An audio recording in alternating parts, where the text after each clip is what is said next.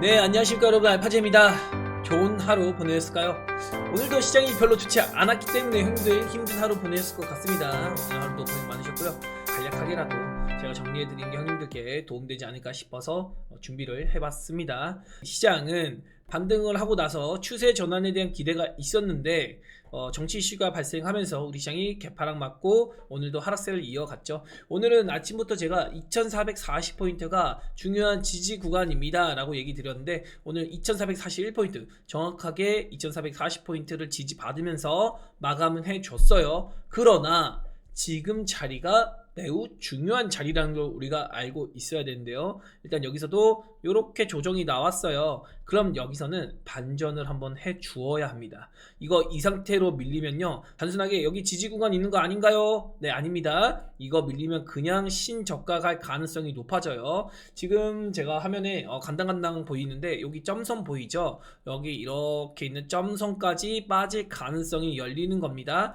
이 라인이 있잖아요. 이 라인 제가 최근에 언급은 안 하고 있는데 예전부터 잡아드렸던 2360포인트 라인입니다. 요번에 만약에 세게 빠지면은 여기까지 빠질 수 있어요 라고 잡아드렸던 구간이거든요. 근데 이게 2360포인트 구간인데 이거 직전부터 제가 많이 코스피가 지지받던 구간을 잡아놨던 거예요. 그래서 설마 여기까지 빠질까 라는 생각이 들긴 하는데 당장 내일 우리 시장이 반등을 조금 해주는 게 매우 중요할 것 같다. 그리고 2490포인트는 빠르게 조금 올려놓으면은 좋은 작용을 할 것 같고, 그래서 1차적으로는 2490포인트 복귀와 그리고 2540포인트 이상의 추세 전환 시그널이 나오는지 이런 추세를 우리가 지켜봐야 될 것이다. 지금 뭐 정치적 이슈 때문에 이런 거 가늠하기가 좀 매우 어려운 상황이고요. 코스닥 같은 경우는 오늘 670포인트 거의 신저가 가까이 부근에서 마감을 했는데 종가상으로는 신저가 마감했습니다.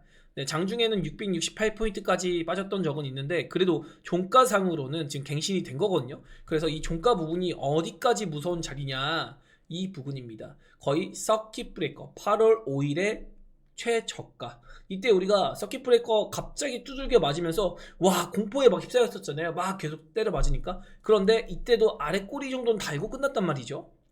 근데 지금 이때 최저가보다 종합지수의 위치가 더 좋지 않은 구간에 있는 겁니다. 그만큼 우리 증시의 시세 자체가 많이 내려와 있다라고 볼 수 있는 거죠. 그리고 이번 달에는 제가 반등을 진짜 기대해보고 싶다 이렇게 얘기했는데 기어이 3월 26일 날 만든 저점부터 지금 9개월간 하락하고 있어요.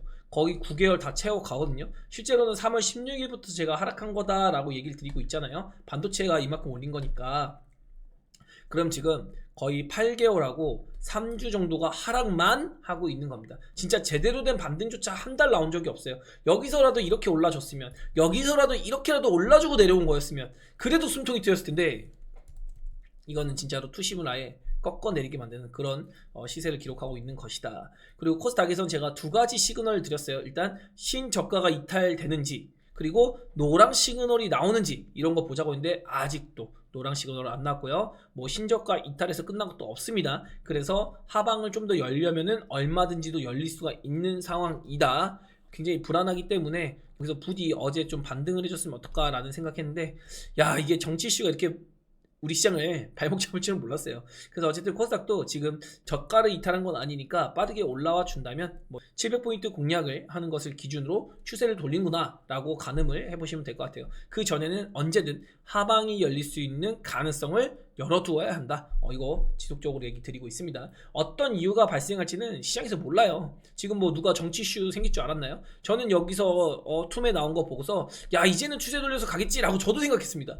그런데 뭐 이런 돌발 변수가 나타나면 별 수가 없는 거죠.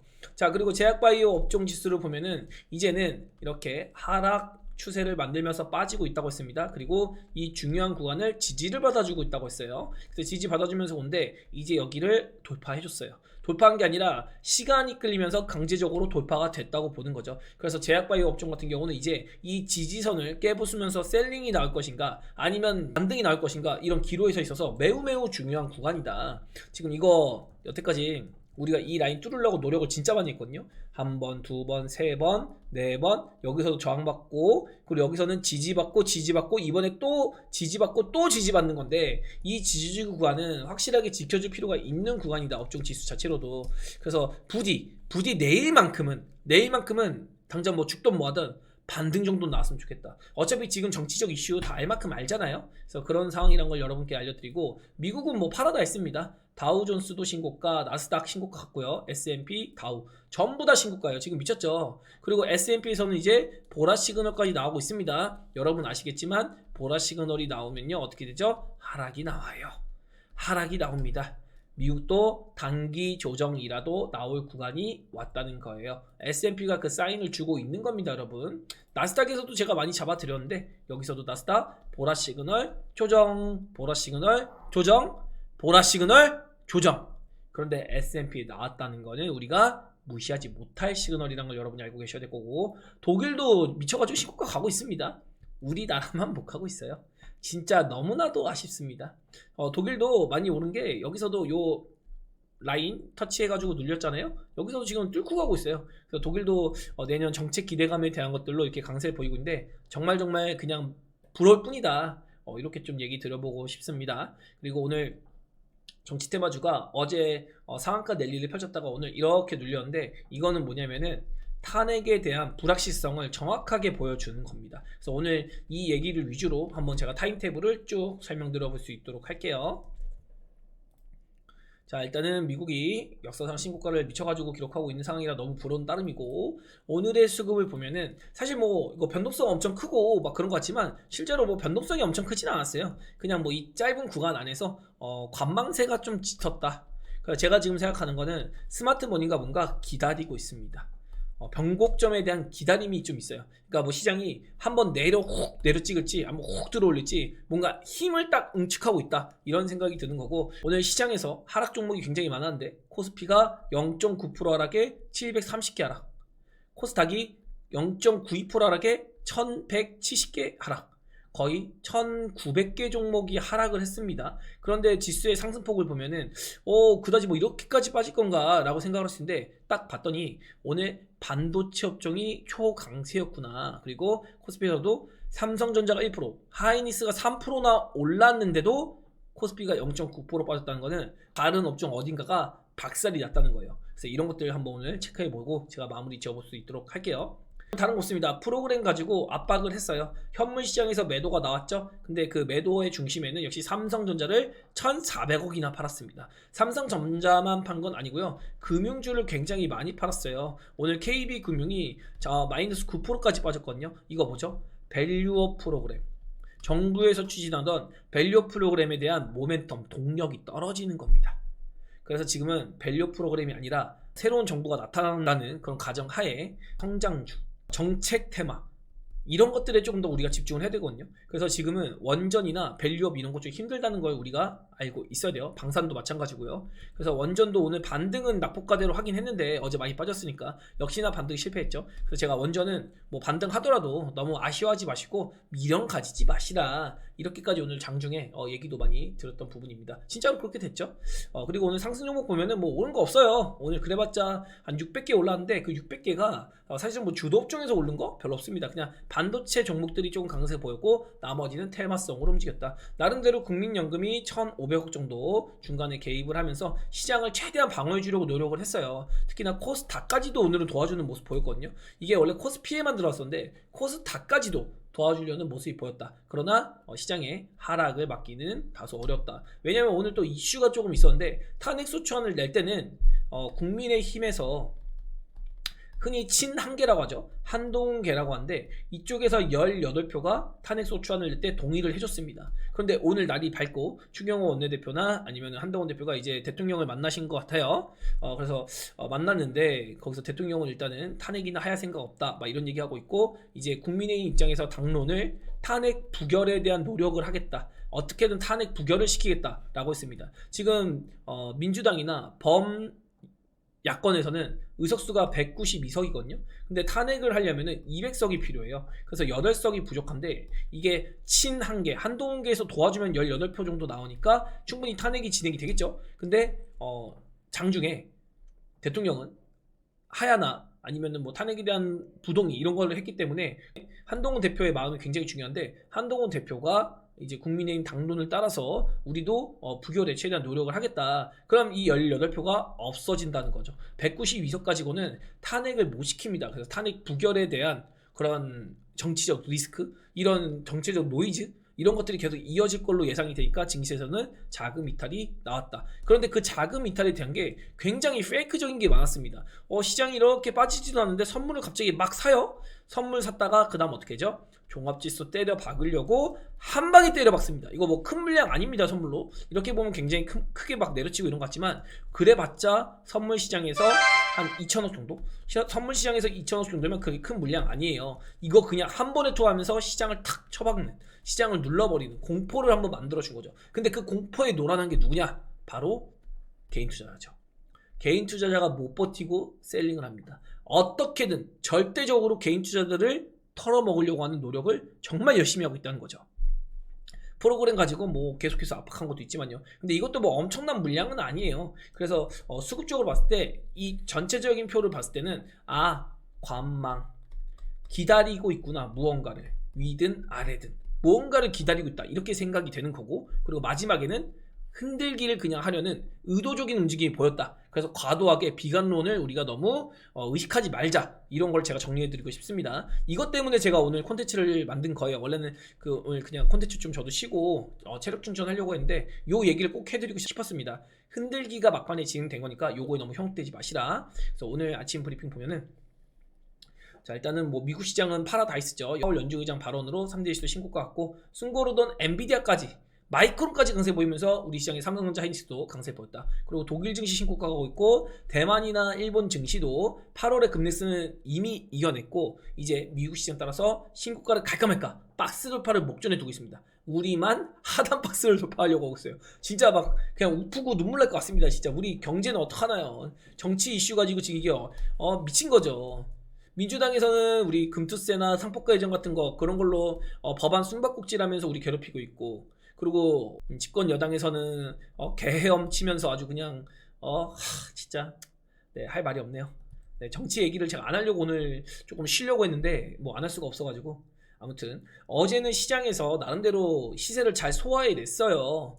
그냥 환율이 조금 불안한 정도에서 끝났는데, 어제 시장만 보면은 오전에는 정권 교체에 대한 시그널이 있었고, 오후에는 탄핵 소추안 발의에 따라서 이 기대감이란 게 또 생겼거든요. 그러면서 반등을 막 했어요. 근데 오늘 탄핵이 불확실성이 들어가면서 이제 불안감이 된 거고, 그 시세가 오늘 우리 시장에 하락을 만들었다, 정리를 해볼 수 있는 거죠. 외신에서는요, 정권이 교체될 경우에 한국의 경제 성장률을 상향 조정 가능하다고 합니다. 굉장히 아이러니하죠. 우리 정국은 굉장히 불안하고 초조하고 이런데, 경제적으로 봤을 때는 새로운 기대감이 생길 수 있는 겁니다. 굉장히 냉정한 거예요. 그래서 돈이란 거는 이렇게 차가우면서 뜨겁다, 뭐 이런 표현도 해드렸고, 그래서 제가 아침에 얘기 드린 거는, 시장이 정상적으로 돌아가면 정치 테마주는 이제 시세를 뺏길 가능성이 높다, 막 이런 얘기 드린 거고, 모레로 탄핵 표결이 결정이 났죠. 7일로. 근데 아침이었으니까 이게 내일로 되어 있는데, 새로운 정부가 들어서는 거에 대한 정책 기대감이 분명히 생길 것이다, 뭐 이런 얘기들.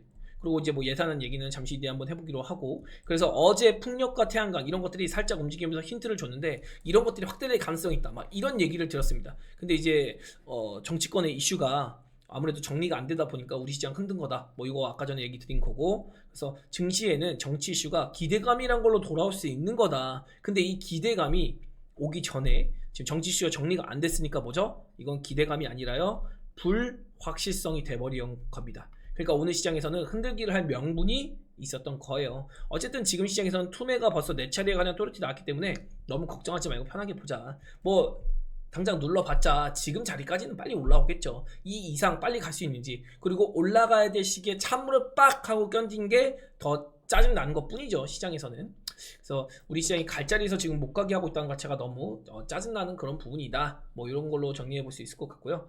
오늘 뭐 금융주 빠지기는 했는데, 지주사나 뭐 저PBR 관련주, 밸류업 관련주 이런 거 12월까지는 배당이 좋다 보니까 한번 강세를 유지할 수 있지 않을까 했는데, 오늘 그냥 도망치는 그런 모습을 보였죠. 그리고 카카오 그룹주는 수혜가 아니라 피해의 반발성이다. 그래서 카카오 그룹주 절대 보지 마시고 수혜를 볼 섹터를 찾는데 집중하자, 막 이런 얘기 드렸습니다. 그리고 정치 테마주는 계속해서 조심하자 얘기 드리고 있는데요. 인맥주 쉽지 않은 구간이고 시간이 없다. 그래서 인맥주는 벌써 지금 끝나야 됐습니다. 지금 원래대로라면은 대선 2년 반 전이기 때문에 지금부터 슬슬 움직이다가 이제 한 1년에서 1년 반 정도 피크타임 만들고 4, 5개월 전에는 끝나거든요.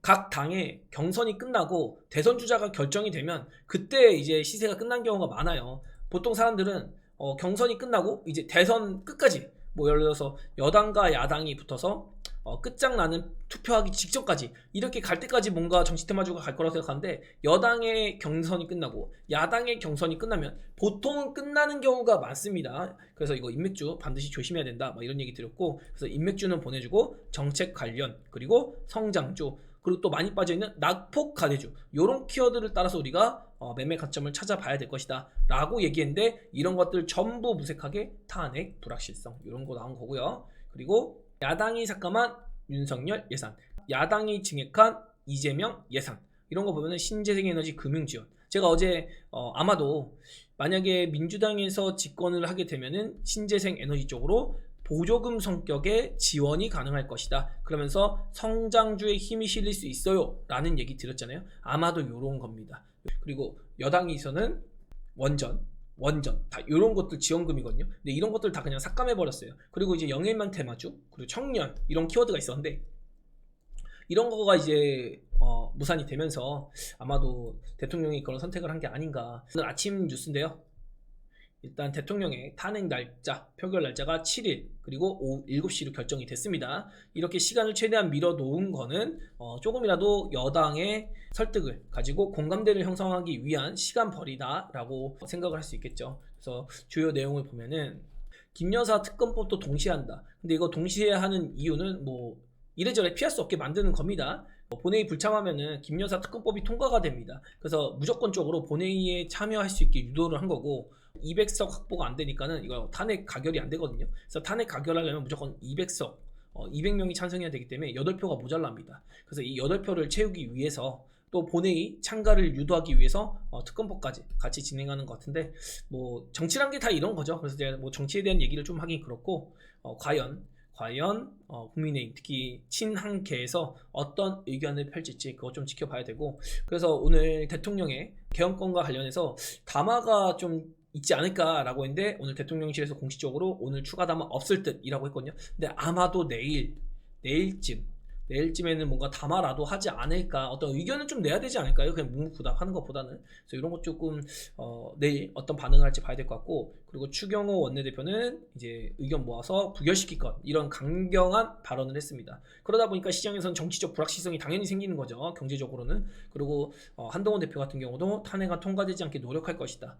다만 대통령은 탈당해야 될 것이다. 뭐 이런 식으로 얘기를 하고 있어요. 그러니까 지금은 자진해서 퇴진 이런 것들을 아마 유도하게 되지 않을까, 그런 거 생각하고 있는데, 지금 뭐 대통령 같은 경우는 당에서 탄핵 막아달라 뭐 이런 얘기를 하고 있다고 하잖아요. 그러니까 정치권에서는 지금 불확실성이 부각이 될 수밖에 없는 거죠.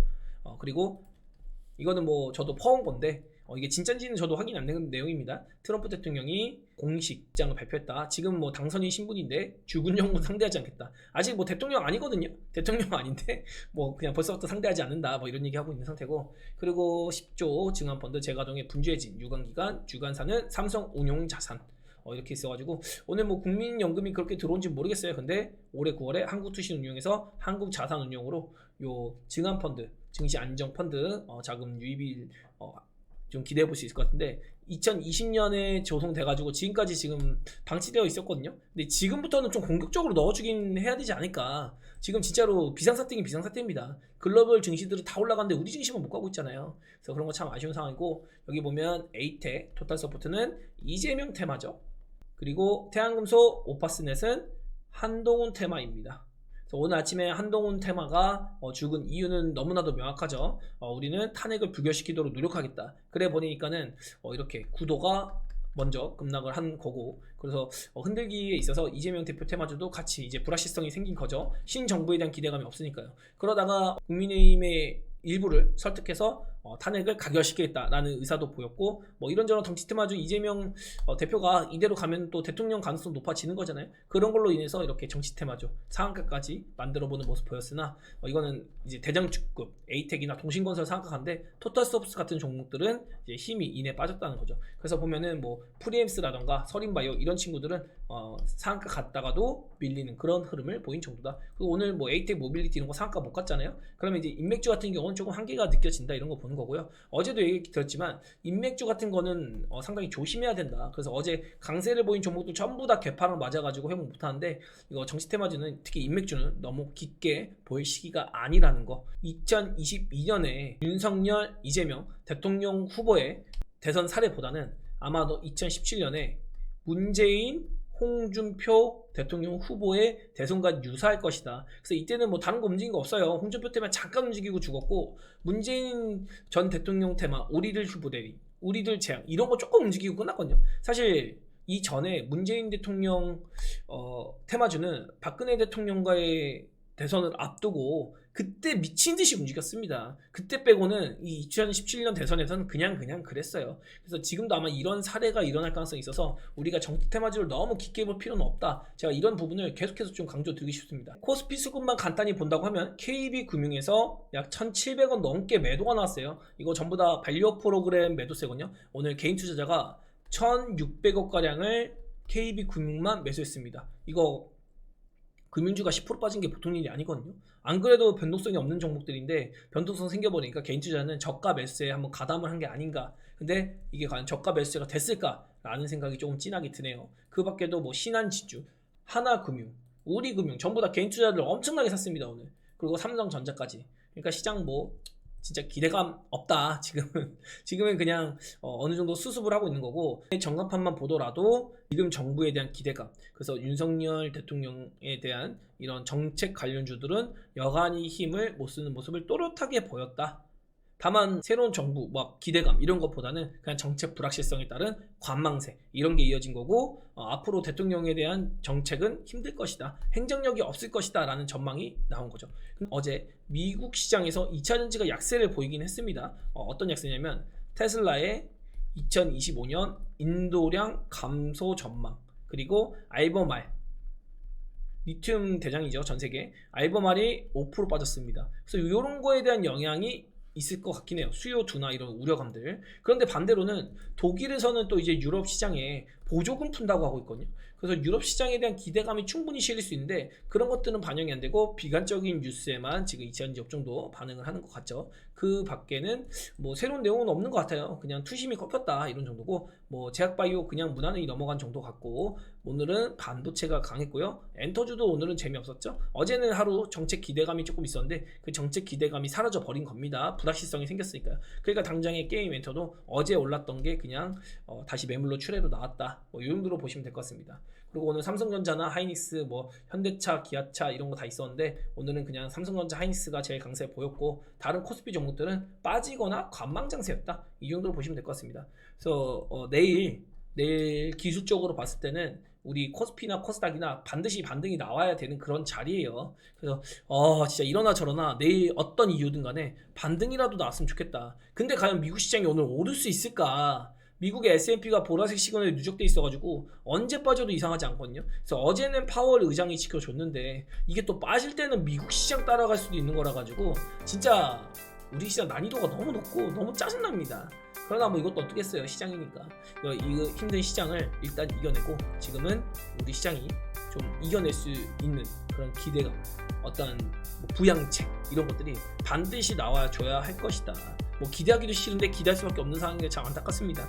네, 아무튼 뭐 오늘은 이 정도로 마무리 짓고, 저는 내일 다시 시장에 이슈나 이벤트가 발생하거나 아니면 재밌는 내용도 있으면 가져와서 얘기를 나눠볼 수 있도록 하겠습니다. 네, 오늘 여기까지 할게요. 좋은 오후 되세요. 안녕.